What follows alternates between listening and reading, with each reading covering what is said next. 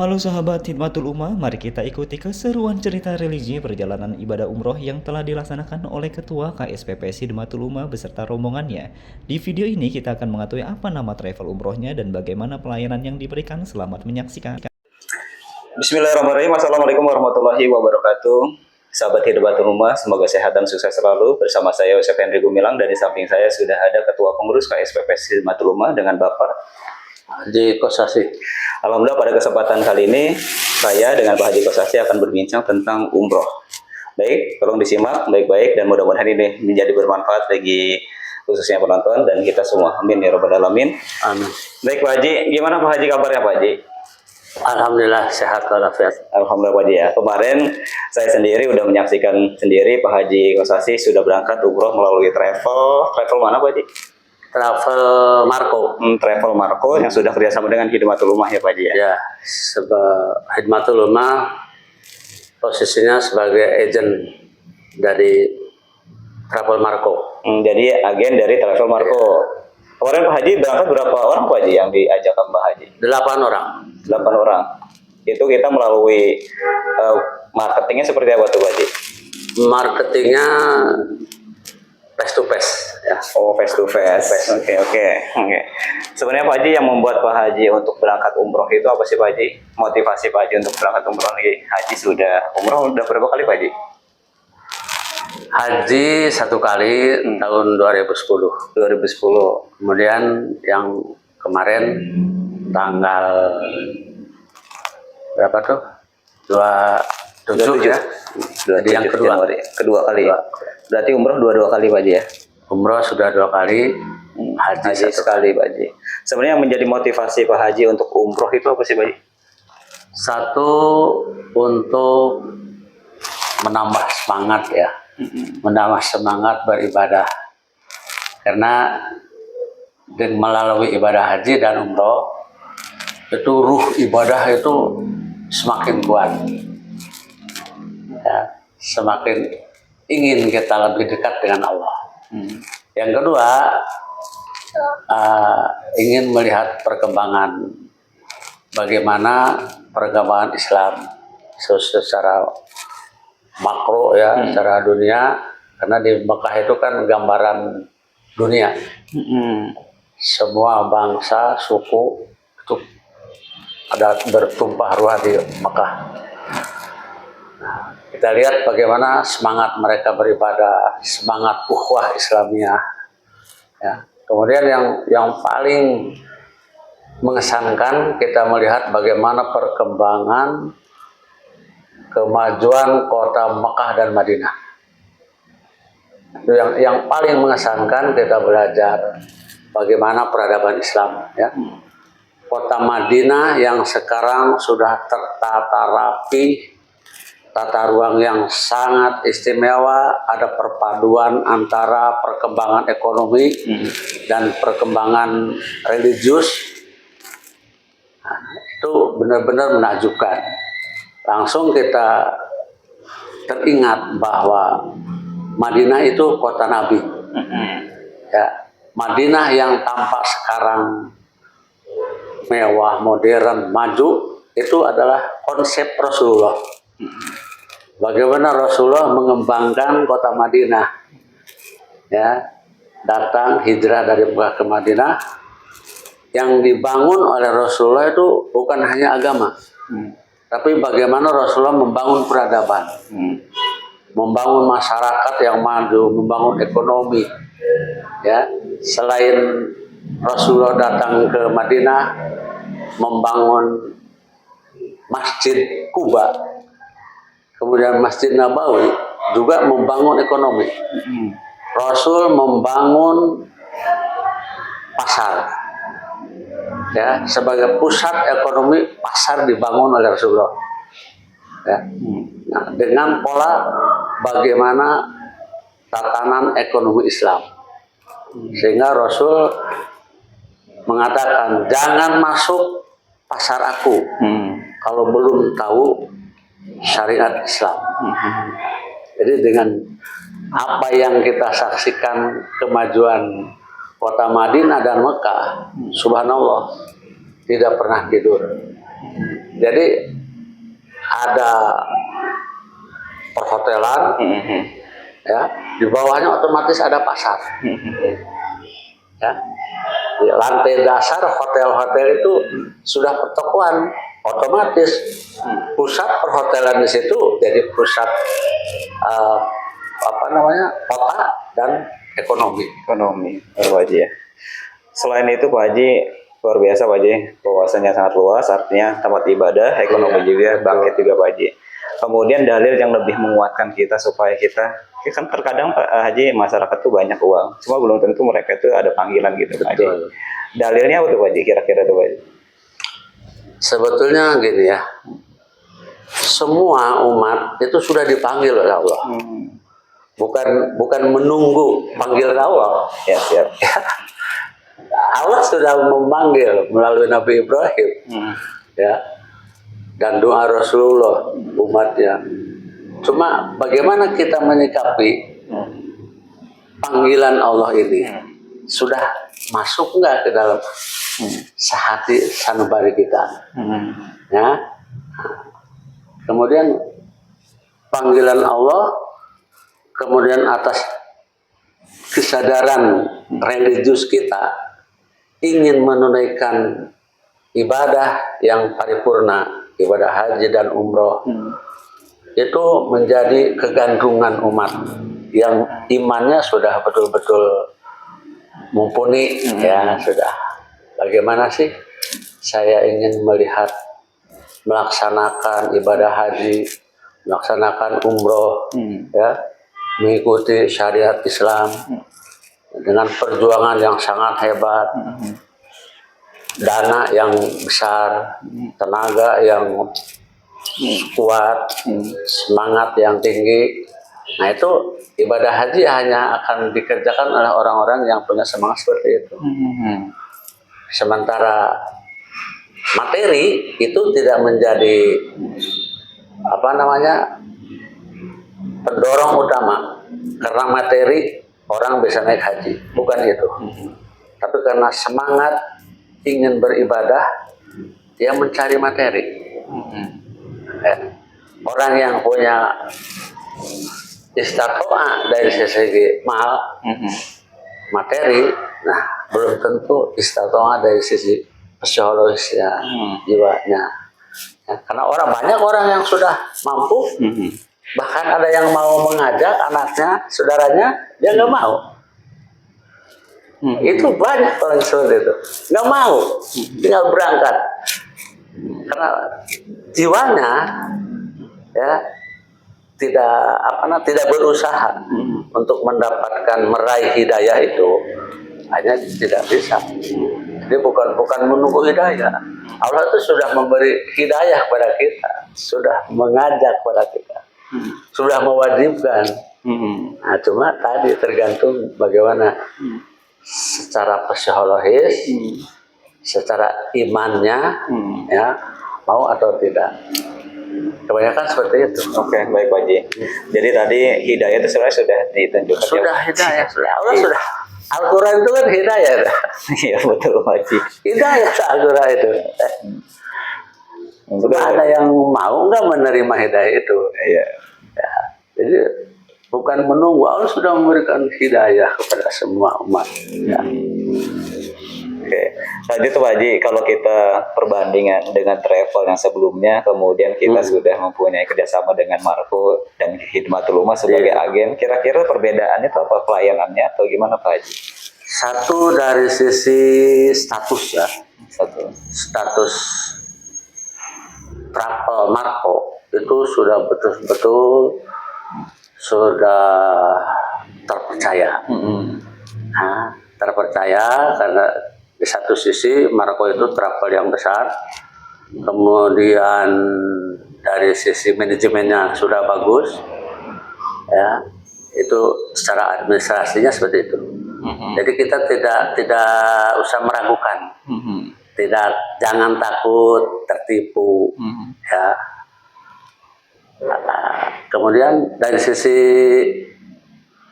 layanan, ya, pelayanan sudah cukup bagus. Mulai dari pendaftaran, ya sampai ke seluruh administrasi kita itu tidak direpotkan. Oke. Ya, tinggal datang ke Khidmatul Ummah oleh agen kita di sini sudah dilayani, tidak usah pergi kemana-mana, kita sudah langsung channelnya ke Marco, ya. Jadi calon peserta itu sudah terima selesai berangkat, Terima beres. terima beres, ada. Layanan di Indonesia-nya. Kemudian kalau layanan di saat umrohnya Pak Haji? Nah, Gimana? itu layanan umroh mulai dari di Indonesia, mulai pelayanan manasik, ya sudah bagus. Kemudian dari keberangkatan, ya itu cukup. Para mutawif mereka sangat ahli dan sangat care gitu pada jamaah, ya mulai pelayanan konsumsinya, ya dari bandara Soekarno Hatta saja kita sudah diservis, Servis Pak Haji. sudah ada makan, ya itu dari Marco ya. Kemudian di pesawat, ya itu para krunya Marco itu banyak, ya. Jadi kita itu datang ke bandara sudah di servis, koper kita semua, kita itu sudah tidak memikirkan lagi bawaan kita kemana. Jadi sudah diambil oleh mereka, kita tahunya sudah ada di hotel sana di Madinah. Oh, Sudah Madinah. ada di depan pintu hotel. Oke. Ya. Di pesawat apalagi ya, pesawatnya bagus. Servis di pesawat juga cukup bagus. Kemudian sampai di Jeddah sudah ada konsumsi lagi, dikasih makan lagi. Jeddah, ya.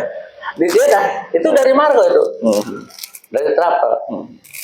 Dari Jeddah berangkat ke Madinah, di Madinah langsung masuk hotel, nah, kemudian diatur pembagian kamar, sudah istirahat sebentar, kita langsung udah kegiatan ke Masjid Nabawi.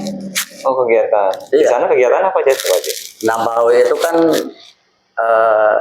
pertama kita beribadah sepuas-puasnya, ya, di samping sholat 5 waktu, kemudian malamnya diisi dengan berbagai ibadah, tahajud, sholat sunat, tadarus, terus sampai subuh.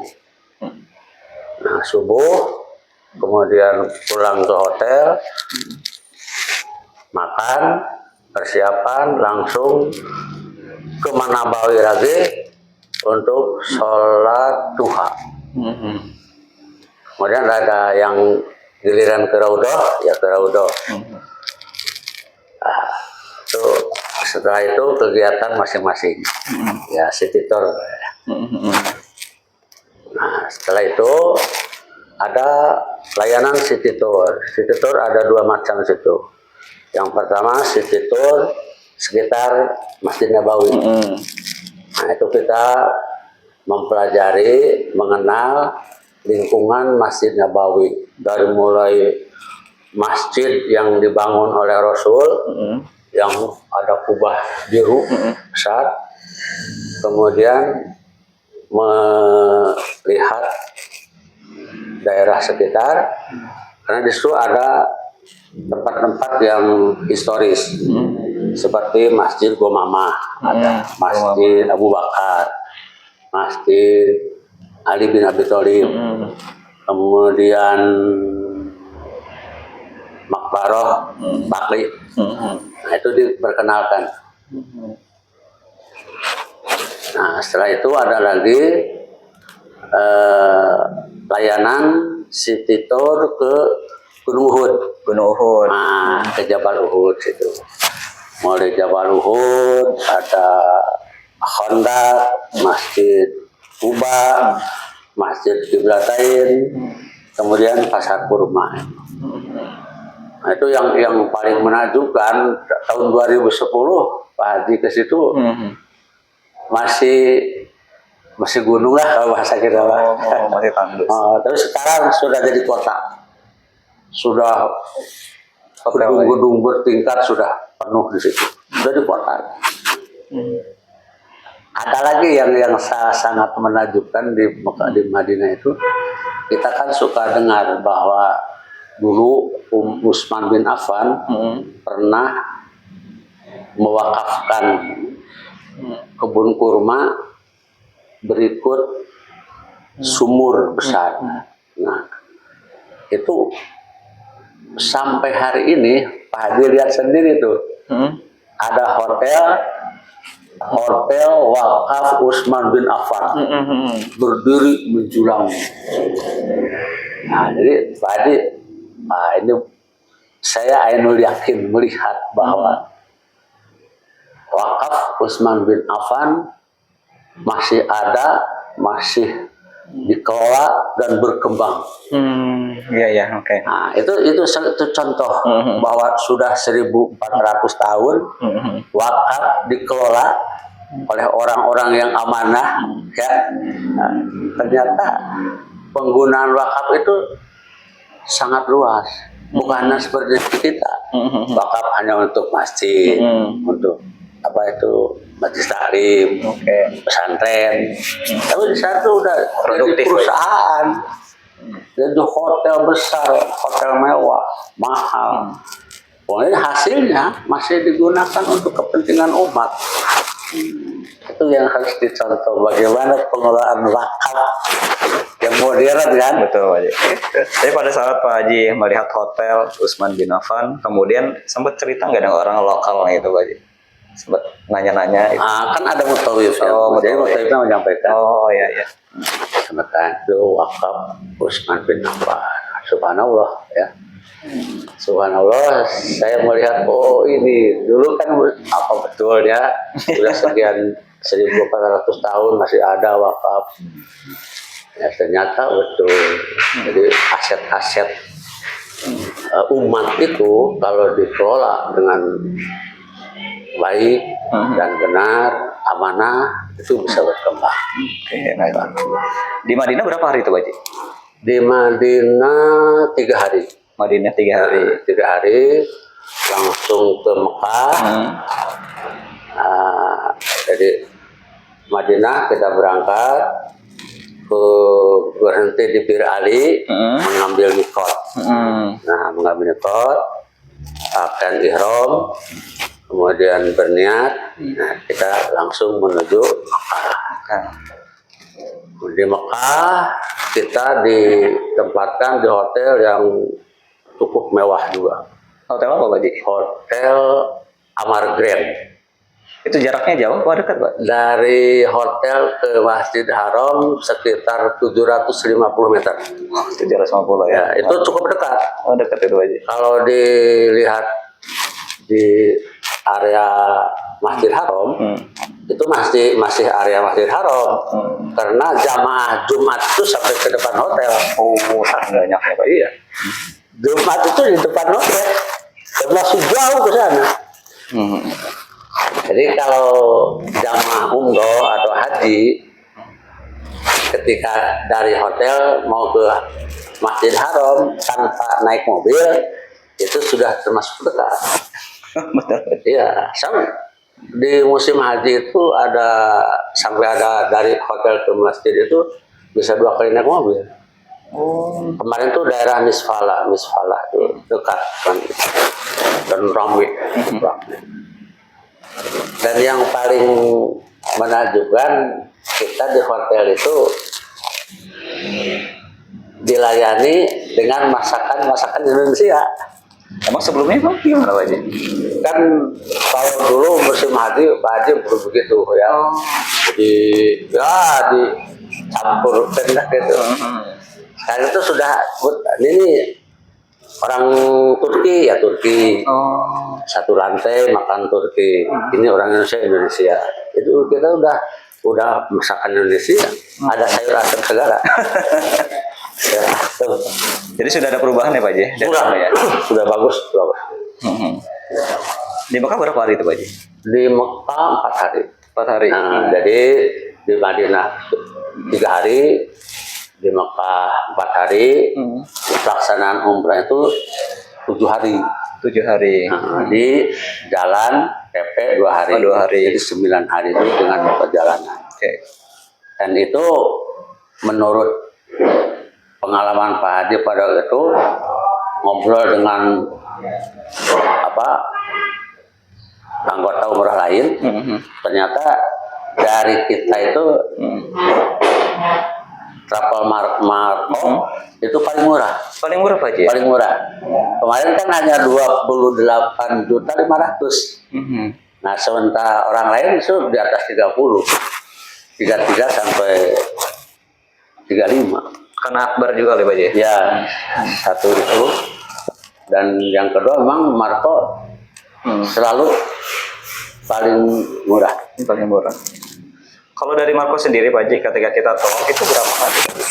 Nah, untuk tawaf, pelayanan tawaf ya, pelayanan tawaf dari travel itu 2 kali. 2 kali, 2 kali umroh.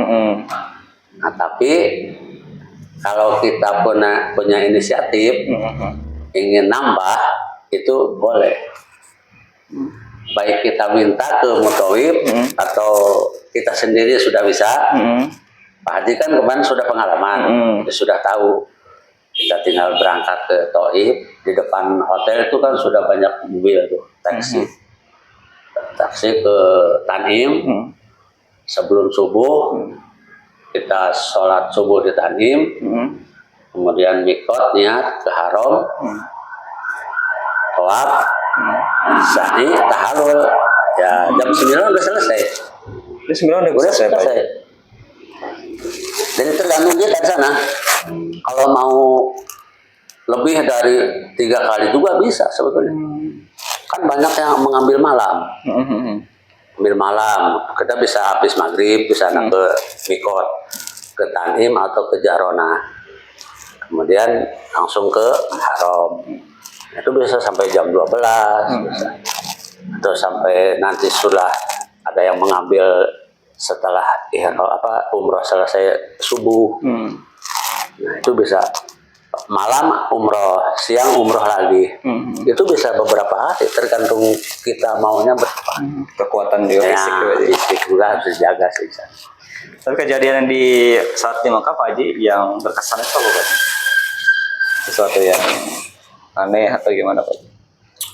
Di Mekah itu subhanallah ya, tadi Allah melalui doa Nabi Ibrahimnya kan, Nabi Ibrahim mendoakan bahwa Mekah itu sudah menjadi negara yang aman, negara yang makmur. Nah, itu sudah dijawab oleh Allah. Ya mungkin nggak ada negara lain yang seperti Makkah Madinah. Maka kata Pak Haji, Makkah Madinah tidak pernah tidur. Kegiatan ibadah dan ekonomi siang malam berjalan. Bahkan yang lebih sensasi justru kegiatan ekonominya itu di malam hari. Di malam hari Pak Haji? Iya, toko-toko itu malam hari ramai. Ya, kalau dilihat sore aja masih belum berapa gitu. Tapi setelah maghrib ke sana, subhanallah, transaksi itu udah sembarangan. Makanya pantas semakin kaya raya negara ya Saudi itu, semakin sejahtera, semakin maju. Nah, yang paling itu menajubkan pembangunan Haram. Masjid Haram itu dibandingkan dengan tahun 2010, subhanallah. Jauh Pak Haji? Jauh.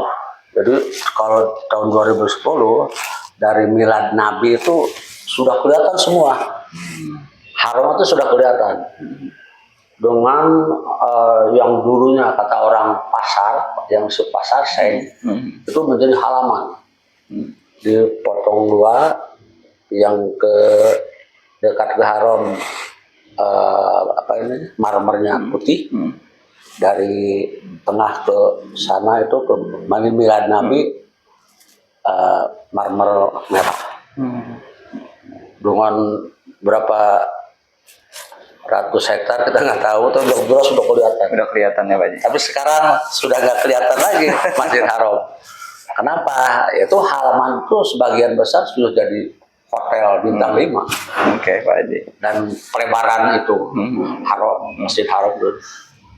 Dan sampai sekarang belum selesai. Belum selesai, masih proses Masih pembangunan ya. dikerjakan, masih banyak bagian-bagian masjid yang belum bisa diisi gitu. Masih dikerjakan. Kalau Pak Haji, tips mungkin Pak Haji ada yang calon jamaah umroh, tipsnya dari Pak Haji itu apa Pak Haji? Yang harus dipersiapkan. Yang pertama ada keinginan. Ada keinginan dulu yang kuat. Saya ingin melaksanakan ibadah haji atau umroh. Itu dulu ya. Nah, dengan keinginan yang kuat itu kan nanti akan direalisasikan. Bagaimana saya merealisasikan cita-cita ini? Apakah melalui nabung? Ya, karena kita lihat di TV, di media, ada orang hanya tukang beca, tapi bisa ibadah haji, nabung setiap hari 10.000, 5.000 kan. Ada yang sampai nabung 30 tahun dia terlaksana. Itu yang harus menjadi contoh, kan ada keinginan yang kuat. Jadi apa namanya, Allah ngagupai orang kan ya, memanggil dalam melaksanakan panggilan Allah itu harus serius. Dan banyak cara, banyak jalan untuk menuju ke sana. Jadi kalau dalam masalah ibadah haji umroh jangan diukur dengan kemampuan kita. Sekarang nih, wah, dari mana saya bisa ibadah haji? Ya, gimana? Ada orang tiba-tiba, saya punya teman ngajar ngaji anaknya, langsung ditawari oleh orang tuanya, Ustaz, sudah ibadah haji belum? Ada niat nggak? Kalau niat mah ada. Langsung dia ngambil uang 21 juta pada waktu itu. Apa namanya? Daftar sendiri. Itu teman lagi di bulan sekarang juga masih ada. Tahun depannya, Ustaz, itu istrinya udah ibadah haji belum. Mau juga dia mau. Langsung dikasih lagi. Betul itu teman tadi itu. Ya. Kemauan ya, Itu. Makanya jangan dilihat dengan keadaan kita. Kalau memang sudah ada nasib dan kita mau, ya pasti ada jalan. Banyak orang yang seperti itu. Itulah harus punya harapan. Suatu ketika saya ingin melaksanakan ibadah haji dan umrah. Ada harus seperti itu. Jangan. Insya Allah ada nasib. Oke, selanjutnya Pak Haji, supaya anggota Khidmatul Ummah yang mau berangkat umroh melalui agen kita, karena kita sudah menjadi agen dari Travel Marco, gimana tuh Pak Haji supaya meyakinkan mereka Pak Haji? Nah, ini kan anggota kita kan banyak, ya 9.000 orang. Nah, kalau mereka ingin melaksanakan ibadah haji atau umroh, nah sekarang sudah lebih mudah lagi. Lembaga kita, SPPS Khidmatul Ummah, sudah menyediakan tabungan haji, tabungan umroh, ya. Kemudian memberikan fasilitas kepada anggota yang sudah mempunyai sedikit tabungan, umpamanya baru 5 juta, nah, tapi ingin segera melaksanakan. Nah itu kan bisa difasilitasi oleh kita, bisa diberikan pembiayaan, kemudian nanti dicicil, ya itu kan fasilitas. fasilitas. Tergantung sekarang tadi anggota itu mau nggak mengambil fasilitas itu. Betul Pak Haji ya. Oke. Iya. Jadi sudah ada jalan, kita sudah memberikan jalan kepada anggota. Silakan, yang belum cicil dulu, nabung dulu. Udah dapat 10 juta. Nah ini anggarannya 30 juta, 20 juta lagi ingin segera berangkat, ambil pembiayaan. Oke, selain menabung, kita juga ada fasilitas pembiayaan Pak Haji Fasilitas ya. pembiayaan Betul. siapapun itu orangnya. Lebih Bagus Pak Haji. kemungkinan lebih besar lagi. Baik Pak Haji. Terus Pak Haji, yang Pak Haji bawa jamaah kemarin tanggal 27 Februari 2024 Pak Haji bawa jamaah. Nah kemudian setelah pulang apa yang mereka ceritain Pak Haji ke Pak Haji? Alhamdulillah mereka semua sampai hari ini dua minggu nih ya. Iya. Mereka masih SMS, masih membicarakan bagaimana merasa betah di Mekah, merasa nikmat di Mekah Madinah melakukan ibadah. Kemudian mereka merasa puas dengan pelayanan ibadah umroh melalui lembaga kita, ya, kerjasama dengan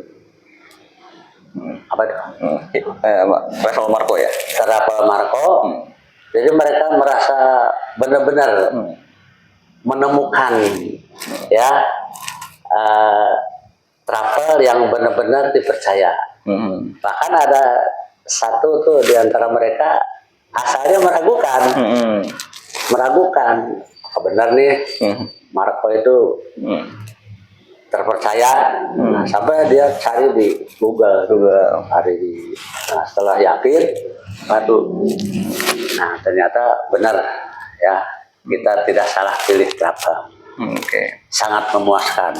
Jadi dari sisi seluruh ala kulli halin ya, everything tidak ada yang mengecewakan. Dari mulai akomodasi, hotel yang dipilih di sana, apalagi yang di Madinah. Di Madinah itu hanya terhalang oleh satu baris hotel dan jalan. Sudah terlihat itu ya, sudah terlihat Masjid Nabawinya sudah terlihat sangat dekat sekali. Sudah bisa dikatakan udah di halaman haram itu mah. Ya, halaman Madinah, jadi sudah lebih enak. Alhamdulillah ya Pak Haji ya. Baik sahabat Khidmatul Ummah, begitulah perbincangan antara saya dengan Ketua Pengurus KSPPS Khidmatul Ummah, Bapak Dr. Andes Haji Kosasi MSI yang sudah melaksanakan ibadah umroh bersama Marco Travel, dan banyak juga komentar dari jamaah Pak Haji yang mengatakan bahwa Marco Travel ini dengan pelayanan yang baik, kemudian harga yang kompetitif.